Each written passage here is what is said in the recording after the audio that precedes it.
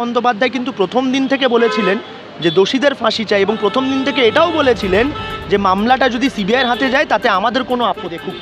সেই মোহাম্মদ সেলিমের সরকার বানতলা ঘটিয়েছিল, তখন তাদের মুখ্যমন্ত্রী জ্যোতি বসু কি বলেছিলেন যে এরকম ঘটনা তো ঘটতেই থাকে, এরকম প্রচুর ঘটনা আছে বিজন সেতু থেকে শুরু করে, আমরা সেগুলো কি টেনে আনবো? কিন্তু সেগুলো টেনে আনলে রাজনীতি হবে, আমরা সেটা চাই। সামাজিক ব্যাধি হয়ে উঠছে এই রেপ কালচারটা, is becoming a social disease এবং এটা ট্রিটমেন্ট প্রয়োজন আছে এবং এটা ট্রিটমেন্ট শুধু পার্লামেন্ট দিয়ে হবে না, বিধানসভা দিয়ে হবে না, এটা ট্রিটমেন্ট কিন্তু সমাজে। নাকি সেমিনার রুম যারা ভাঙচুর করেছিল তারা নাকি সেমিনার রুম পুড়িয়ে দিয়েছে বা সরকারের মদতে নাকি সেমিনার রুম পুড়িয়ে দেওয়া হয়েছে, এরকম একটা রিউমারও আমরা চারিদিকে শুনতে পেলাম। এই কয়েকটা রিউমার কিন্তু মানুষের মধ্যে একটা বিভ্রান্তি। অপরাজিতা উইমেন অ্যান্ড চাইল্ড ঐতিহাসিক বিল, নির্যাতন বন্ধে করা বাংলার সরকার, সেভাবে তো কই কেন্দ্রকে দেখা গেল না এই যে করা বিল আনতে। এটাই তো তফাৎ, এই তফাৎ থাকবে, তৃণমূলের সাথে বিজেপির এই তফাৎ থাকবে। এই জন্যেই এই লড়াই, আগামী দিনে যাতে অর্ডিন্যান্স পাস করা হয় দেশের পার্লামেন্টে, সেই লড়াই আমাদের ডাক দিয়ে দিয়েছেন সাধারণ সম্পাদক অভিষেক বন্দ্যোপাধ্যায় তৃণমূল ছাত্র পরিষদের প্রতিষ্ঠা দিবসের মঞ্চ থেকে। শুরু আমরা বলেছি, শুরু তোমরা করেছো, শেষ আমরা করব। এই যে একটা কথা উঠছে যে কোথাও গিয়ে কি ফেডারেল স্ট্রাকচার এই পশ্চিমবঙ্গের ভাঙার চেষ্টা চলছে? অবশ্যই ফেডারেল স্ট্রাকচার ভাঙার চেষ্টা তো আজ থেকে চলছে না। ফেডারেল স্ট্রাকচার ভাঙার চেষ্টা যবে থেকে বিজেপি বাংলাকে দখল করতে চাইছে জোরপূর্বকভাবে, সিবিআই, ইনকাম ট্যাক্স, ইডিকে ব্যবহার করে যেভাবে পশ্চিমবাংলাকে বারেবার মালাইন করার চেষ্টা করা হয়েছে, যেভাবে আমরা দেখেছি পশ্চিমবাংলায় বারবার বলা হয়েছে যে এমার্জেন্সি জারি করো, প্রেসিডেন্টস রুল জারি করো, বা আমাদের রাষ্ট্রপতি শাসন জারি করো, বারবার এই ডাক দেওয়া হয়েছে। কেন দেওয়া হয়েছে? ফেডারেল স্ট্রাকচারে তারা বিশ্বাসী নয় বলে তারা করছে। আমরা দেখেছি কিভাবে প্রত্যেকটা স্কিমের টাকা বাংলায় আটকে দেওয়া হয়েছে যাতে মানুষ পরিষেবা না পেতে পারে। তাই ফেডারেল স্ট্রাকচার তো আমরা মনে করি আজকে নয়, ফেডারেল স্ট্রাকচার বিজেপি 2019-এর আগে থেকে চেষ্টা করছে পশ্চিমবাংলা ফেডারেল স্ট্রাকচারকে ভেঙে দিতে। যে আদালতের নির্দেশে সিবিআই তদন্ত চলছে, সেখানে বারে বারে দেখা যাচ্ছে কখনো নবান্ন অভিযান, কখনো লালবাজার অভিযান। আপনাদের দল থেকে মন্তব্য আসছে যে কোথাও গিয়ে বিজেপি একটা জোরপূর্বক ক্ষমতা দখলের লড়াই করছে। 100 বারই তাই। এবং আপনাদের এটা মাথায় রাখতে হবে যে মমতা বন্দ্যোপাধ্যায় কিন্তু প্রথম দিন থেকে বলেছিলেন যে দোষীদের ফাঁসি চাই এবং প্রথম দিন থেকে এটাও বলেছিলেন যে মামলাটা যদি সিবিআইয়ের হাতে যায় তাতে আমাদের কোনো আপত্তি নেই। এটা কিন্তু ফার্স্ট ডে থেকে আমাদের স্টেটের চিফ মিনিস্টার জানিয়েছিলেন। সেকেন্ডলি যেটা বলতে চাইছি, বিচার যখন সিবিআইয়ের হাতে, বিচার থেকে বেশি স্পেসিফিক্যালি বলবো তদন্ত যখন সিবিআইয়ের হাতে, তখন নবান্ন অভিযান করা বা লালবাজার অভিযান করা আমার কাছে একটু ইললজিক্যাল মনে হয়। কারণ আমার টার্গেট যদি থাকে বিচারের, আমার টার্গেট যদি থাকে সঠিক তদন্তের, আমার টার্গেট যদি থাকে স্পিডি ইনভেস্টিগেশনে, যাতে তাড়াতাড়ি ইনভেস্টিগেশনটা করা যায়, তাহলে লালবাজার বা নবান্ন ঘেরাও না করে সিজিও কমপ্লেক্স ঘেরাও করা উচিত। মুখ্যমন্ত্রী কার্যত স্পষ্ট বার্তা দিয়েছেন বিরোধীদেরকে, যারা তার পদত্যাগ বা দলের সরকারের পতন চাইছে বা দল বদলের কথা বলতে চাইছেন, তাহলে ভোটে জিতে আসুন। 100 বার। আমরা গণতান্ত্রিতে বিশ্বাসী। গণতন্ত্র কি বলে? By the people, for the people, of the people. মানে মানুষের দ্বারা সরকার গঠন হবে, কোনো অস্ত্র হাতে তুলে সরকার গঠন হবে না, কোনো ঘেরাও করে সরকার গঠন হবে না, কোনো অভিযান করে সরকার গঠন হবে না, এবং ছাত্র সমাজের নামে পুলিশকে আক্রান্ত করে পুলিশের চোখ শেষ করে দিয়েও সরকার গঠন হবে না। সরকার যদি গঠন করতে হয় তাহলে 2026-এ বিধানসভা নির্বাচন আছে, বাংলার মানুষ যাকে আশীর্বাদ করবে সেই গদিতে বসবে, সেই সরকার চালাবে। We believe in democracy, parliamentary democracy. কবিতার লাইন বলতেই হচ্ছে যে 150 বছর চুড়োয় বসে করলি অনেক খেলা, রাজা রানীর দিন ফুরলো এবার আমার পালা, পারির ডানায় চাঁদ সূর্যি মেঘরোদ্দুর নাচে, ওপরি তুই খেলবি তোয়ায় নেমে আমার কাছে। এই যে 150 বছরের কথা বলা হয়েছে, সেখানে গিয়ে কি কোথাও এই 13 বছরের অতিক্রান্ত তৃণমূল সরকারকে সরানোর চক্রান্ত চলছে আরজিকর কাণ্ড নিয়ে? দেখুন, একটা বড় চক্রান্ত তো চলছেই, এটা অস্বীকার করা জায়গা নয়। তার 3টে কারণ আমি আপনাকে বলবো, একদম সামারাইজ করে, আপনারাও রিলেট করতে পারবেন, আপনাদের দর্শকও রিলেট করতে পারবে। ফার্স্ট যেটা হচ্ছে, যখন মুখ্যমন্ত্রী প্রথম দিন থেকে বলেছিলেন যে আমরা ফাঁসি চাইছি এবং সিবিআইয়ের কাছে গেলেও আমাদের কোনো আপত্তি নেই, তা সত্ত্বেও প্রথম দিন থেকে কেন দফা 1 দাবি 1 মুখ্যমন্ত্রী পদত্যাগ এই স্লোগান কেন শোনা গেল? প্রথম। সেকেন্ড কারণ কি, সিবিআইয়ের কাছে যখন ইনভেস্টিগেশন আছে সেই সময় নবান্ন অভিযান করা হচ্ছে, তার মানে প্রাইমারি ফোকাসটা এদের হয়ে গেছে মমতা বন্দ্যোপাধ্যায়কে গদি থেকে নামাও, তৃণমূল সরকারকে ফেলো, এদের কাছে বিচারটা আর কিন্তু প্রাইমারি ফোকাস থাকছে না। 3 নম্বর যেটা আমি বলতে চাইছি, দেখুন এরকম যদি আঙুল দেখানো হয় না একটা মানুষকে, একটা আঙুল যদি আমি ওই দিকে দেখাই ক্যামেরার দিকে, 3টে আঙুল কিন্তু আমার দিকে। আজকে সুকান্ত মজুমদার প্রেস কনফারেন্স করে বড় বড় কথা বলছেন, আজকে leader of opposition Suvendu Adhikari বড় বড় কথা বলছেন, আজকে মোহাম্মদ সেলিম প্রেস কনফারেন্স করে বড় বড় কথা বলছে। আগে তারা নিজেদের দিকে তাকিয়ে দেখুক। সেই মোহাম্মদ সেলিমের সরকার বানতলা ঘটিয়েছিল, তখন তাদের মুখ্যমন্ত্রী জ্যোতি বসু কি বলেছিলেন যে এরকম ঘটনা তো ঘটতেই থাকে, এরকম প্রচুর ঘটনা আছে বিজন সেতু থেকে শুরু করে, আমরা সেগুলো কি টেনে আনবো? কিন্তু সেগুলো টেনে আনলে রাজনীতি হবে, আমরা সেটা চাই না। আমরা তৃণমূল কংগ্রেস, আমরা চাই যে বিচার হোক, শাস্তি হোক। আমরা এটা রাজনীতির সময় মনে করছি না, এবং সেই কারণে আপনারা দেখেছেন দলের সাধারণ সম্পাদক অভিষেক বন্দ্যোপাধ্যায়ও কিন্তু কড়া বার্তা দিয়েছেন দলের সৈনিকদের জন্যে, জনপ্রতিনিধিদের জন্যে, যে কোনো রকম কোনো খারাপ কথা প্রতিবাদীদের বিরুদ্ধে বলা যাবে না। We have to be sympathiser, আমাদের সিম্পাথাইজার হতে হবে 100 বার। যারা রাস্তায় বেরিয়েছে তাদেরকে সম্মান করতে হবে, কিন্তু যারা রাস্তায় বিচার চাইতে বেরিয়েছে তাদেরকে, কিন্তু যারা রাস্তায় রাজনীতি করতে বেরিয়েছে, সিপিএম, বিজেপি, কংগ্রেস, আইএসএফ, যাদের একদম একমাত্র এজেন্ডা হচ্ছে সরকার পরিবর্তনের, বিচারটা যাদের কাছে সেকেন্ডারি বা টার্সারি হয়ে গেছে, তাদের বিরুদ্ধে আমরা আছি। কিন্তু প্রতিবাদ যারা করছে একমাত্র দাবি নিয়ে যে সঠিক তদন্ত, সঠিক বিচার চাই এবং দোষীর ফাঁসি চাই, তাদের সাথে আমরা কালো ছিলাম, আজও আছি, কালো থাকবো। একটা প্রশ্ন উঠছে যে এত অডিও ক্লিপ, এত ভিডিও সোশ্যাল মিডিয়া জুড়ে, তারপরেও কেন সিবিআই মূল দোষীকে ধরতে পারছে না? এতদিন তো পার। দেখুন এখন ফেসবুকটা না ফেসবুক আর নয়, ফেকবুক হয়ে গেছে।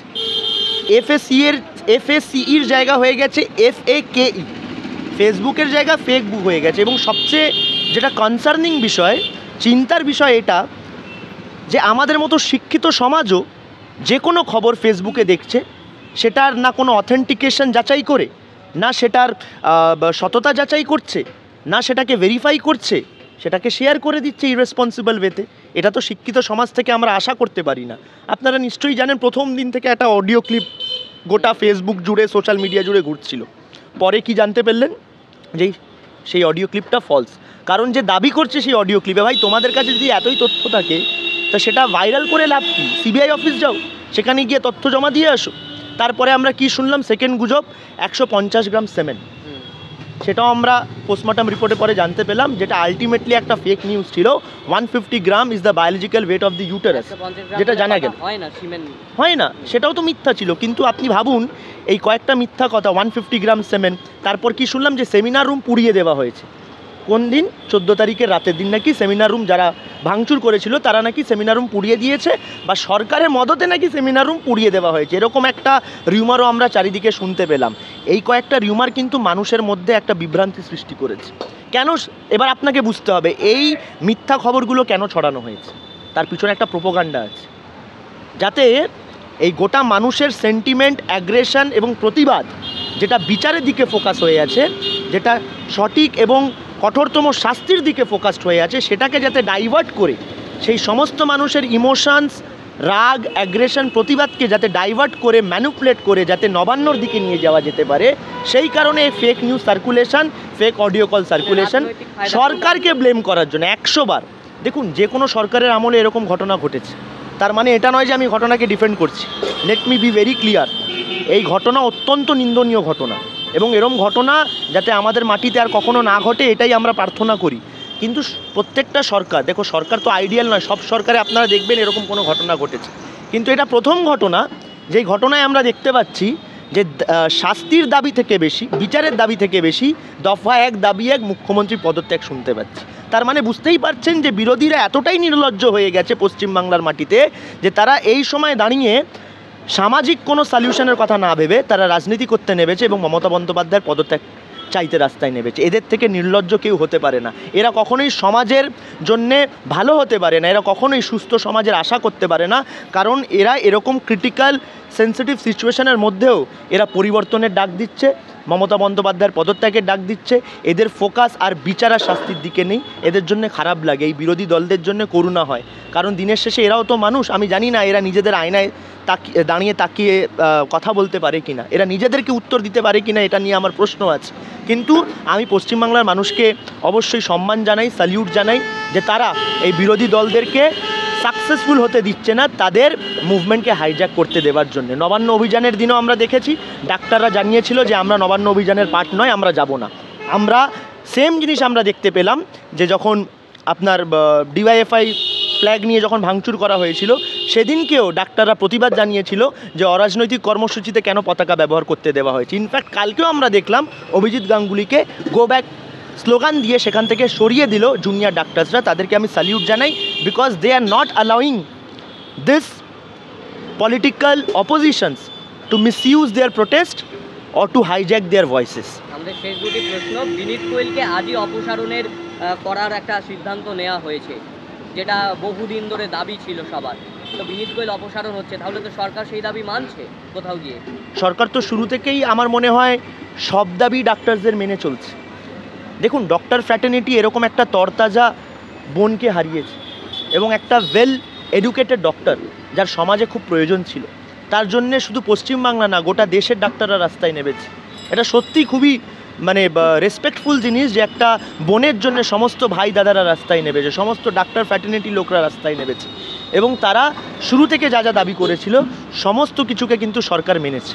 এই যে 10 লক্ষ টাকা নিয়ে মাঝখানে একটা ব্যঙ্গ করা হলো সোশ্যাল মিডিয়াতে যে 10 লক্ষ টাকা নাকি রেট দাম দেওয়া হচ্ছে, আপনি যদি ভালো করে দেখেন ডক্টরসদের যে দাবি ছিল সেখানে কিন্তু একটা পয়েন্ট এটাও ছিল যে ফ্যামিলিকে ম্যাক্সিমাম কম্পেনসেশন দিতে হবে সরকারের তরফ থেকে। এবার সরকার সেটা বহু দেওয়া আইনের দিক থেকেও আছে যে কাউকে ক্ষতিপূরণ হিসেবে টাকা দেওয়া যায়। হ্যাঁ অবশ্যই, সেটাই তো বলছি, এটা তো রুল। একটা গভর্নমেন্ট একটা লিমিট আছে, সেই লিমিটের মধ্যে কম্পেনসেশন তাকে ভিকটিমকে দিতে হয়, সেটা একটা সরকারের দিক থেকেও দিতে হয়, এটা নিয়ম। সেকেন্ডলি এটা ডক্টরসদেরও তো দাবি ছিল। তাই আপনি যেটা বললেন আমাকে যে ডক্টরদের দাবি তো অবশেষে সরকার মানছে, আমি তো বলছি প্রথম দিন থেকে ডক্টরদের দাবি মানা হচ্ছে, কিন্তু কিছু বিরোধী দলগুলি এবং তাদের নেতারা শুধু ডক্টর সমাজকে নয়, এই যে প্রতিবাদী সমাজকে ডাইভার্ট করার চেষ্টা করছে, বিভ্রান্ত করার চেষ্টা করছে এবং খুব নোংরা মানসিকতা নিয়ে এবং খুব নির্লজ্জ মনোভাব নিয়ে তারা মানুষের আওয়াজকে রাজনৈতিক অস্ত্র হিসেবে ব্যবহার করতে চাইছে। কিছুক্ষণ আগেই বললেন, এটাই শেষ প্রশ্ন, যে কিছুক্ষণ আগে আপনি বললেন যে অন্ধকারের দিকে মানুষ আস্তে আস্তে চলে যাচ্ছে এই পরিস্থিতিতে, এটা তো তাহলে বলতে হয় তো পথিক তুমি কি পথ হারাইয়াছো? 100 বার। দেখুন, যদি ব্যক্তিগতভাবে আমি আপনাকে বলি, এই ধর্ষণ, রেপ, মহিলার উপরে অত্যাচার, একদম আমি আপনাকে না ক্লিয়ার অ্যাঙ্গেলে বলছি। দেখুন, ভিকটিমের কোনো লিঙ্গ হয় না। আজকে হয়তো একটা মেয়ের সাথে এই ক্রাইম হয়েছে, কালকে একটা ছেলের সাথেও হতে পারে। ভিকটিমের কোনো জাত হয় না, কোনো ধর্ম হয় না। কিন্তু খুব দুঃখের বিষয় আজকে আমাদের দেশে সমস্ত ঘটনায় ধর্ম খোঁজা হয়, জাত খোঁজা হয়। এটা ঠিক না। আমাদের সবাইকে কিন্তু হিউম্যানিটির অ্যাঙ্গেল থেকে ভাবতে হবে, মানবিক দিক থেকে ভাবতে হবে। এবং দ্বিতীয়ত, এটা একটা সামাজিক ব্যাধি হয়ে উঠছে। এই রেপ কালচারটা is becoming a social disease এবং এটা ট্রিটমেন্ট প্রয়োজন আছে। এবং এটা ট্রিটমেন্ট শুধু পার্লামেন্ট দিয়ে হবে না, বিধানসভা দিয়ে হবে না, এটা ট্রিটমেন্ট কিন্তু সমাজে হবে। এটা ট্রিটমেন্ট বাড়ি বাড়িতে হওয়া প্রয়োজন। এটা ট্রিটমেন্ট মানুষের শিক্ষা থেকে শুরু করে মানুষের আপব্রিঙ্গিং অবধি প্রয়োজন। মানে সেই বলতে হয় যে গোত্র সিনেমার মতো ধর্ম মানবতা হওয়া প্রয়োজন আর গোত্র মনুষ্যত্ব হওয়া প্রয়োজন। 100 বার, এক্স্যাক্টলি সেটাই বলতে চাইছি। একটা মানুষ ছোট থেকে কিভাবে বড় হচ্ছে সেখানেই কিন্তু অনেক প্রশ্নের উত্তর খুঁজে পাওয়া যায়। এই জিনিসটা প্রত্যেক বাড়িতে, প্রত্যেক গার্জেনের এবং প্রত্যেক ফ্যামিলি মেম্বারের এখন থেকে ভাবা উচিত যে আমি সমাজকে কীরকম মানুষ উপহার হিসেবে দিতে চলেছি। একটা জানোয়ারকে উপহার হিসেবে দিতে চলেছি না একটা বীর সংগ্রামীকে উপহার হিসেবে দিতে চলেছি, এটা প্রত্যেক বাড়ির মা বাবাকে এখন থেকে চিন্তা করতে হবে।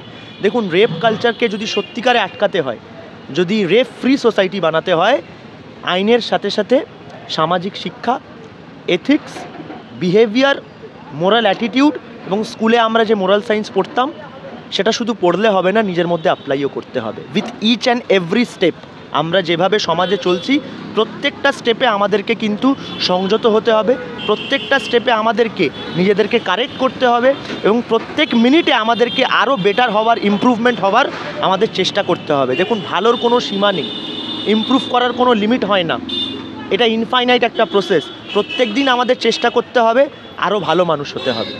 মানবতারই জয় হবে।